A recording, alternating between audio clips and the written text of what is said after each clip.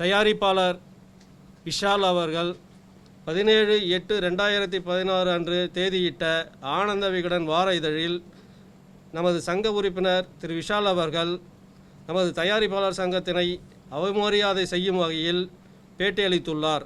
அதனை இந்த ஆலோசனை கூட்டம் வன்மையாக கண்டிக்கிறது. அதன் அடிப்படையில் இன்றிலிருந்து ஒரு வாரத்திற்குள் திரு விஷால் அவர்கள் தனது பேட்டிக்கு வருத்தம் தெரிவிக்க வேண்டும். அப்படி தவறும் பட்சத்தில் தீபாவளி வெளியீடாக அறிவித்துள்ள கத்தி சண்டை படம் தவிர்த்து மற்றும் அவர் நடிக்கும் எந்த தமிழ் திரைப்படங்களுக்கும் தமிழ் திரைப்பட தயாரிப்பாளர் சங்கமும் தமிழ் திரைப்பட தயாரிப்பாளர்களும் ஒத்துழைப்பு வழங்குவதில்லை என்று ஏகமனதாக தீர்மானிக்கப்பட்டது. அவர் எந்த கண்ணோட்டத்தில் சாடுறாருன்னு எனக்கு தெரியாது.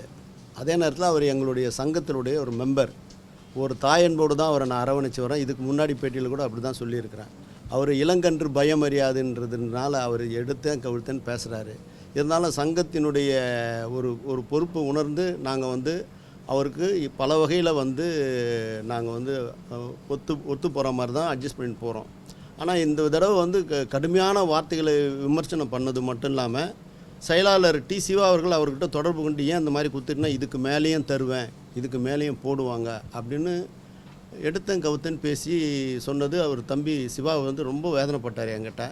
நான் சொன்னேன், என்னென்ன இவ்வளோ தூரம் பேசுகிறாங்க, நீ சும்மாவே இருக்கிறீங்களே. நான் இல்லைப்பா, நம்ம கமிட்டி கூப்பிட்டு போய்ட்டு அவருக்கு சொல்லுவோம். இப்போ கூட நம்ம அவருக்கு இந்த மாதிரி பேசுறது தவறுன்னு சொல்லி இப்போ 7 நாளுக்குள்ளே அவர் திருந்தணுன்றதுக்கு தான் ஒரு முயற்சியை தவிர வேறு எந்த ஒரு உள்நோக்கமும் கிடையாது.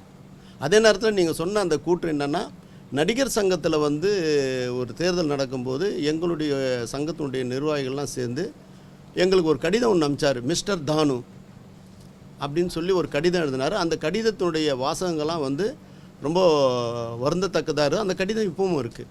அதே நேரத்தில் தொலைபேசியில் பேசும்போது கூட அவருடைய பேச்சினுடைய துணி சரியில்லாதொட்டு இப்படிப்பட்டவர் பொறுப்புக்கு வந்தார்னா நடிகர் சங்கத்துக்கு எப்படி அவர் செயல்படுவார், நம்ம சங்கத்தோடு இணைந்து போவார் அப்படின்ற ஒரு ஃபீலிங் எங்களுக்கு இருந்தது.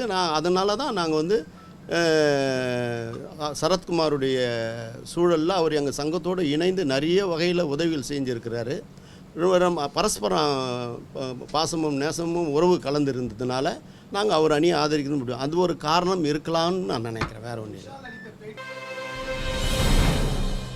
இந்த மாதிரி மோர் வீடியோஸுக்கு சினிமா விகடன் சப்ஸ்கிரைப் பண்ணுங்கள். காலையில் ஃபேஸ்புக்கில் தான் பார்த்தேன். ஃபேஸ்புக்கில் பார்த்தோன்னே சினிமா நம்பவே முடியல. ஃபஸ்ட்டு போய் ஃபேக்காக தான் இருக்கும்னு நினச்சேன். இன்னொரு கண்ணதாசன்லாம் தான் நம்ம வருத்தம் பண்ணோம். வைரமுத்துக்கு அப்புறம் எனக்கு ரொம்ப பிடிச்ச ரைட்டர், லிரிக் ரைட்டர்னால் அவர் தான். வாலிக்கு அடுத்தது பார்த்தா அவர் தான். We lost a very great poet.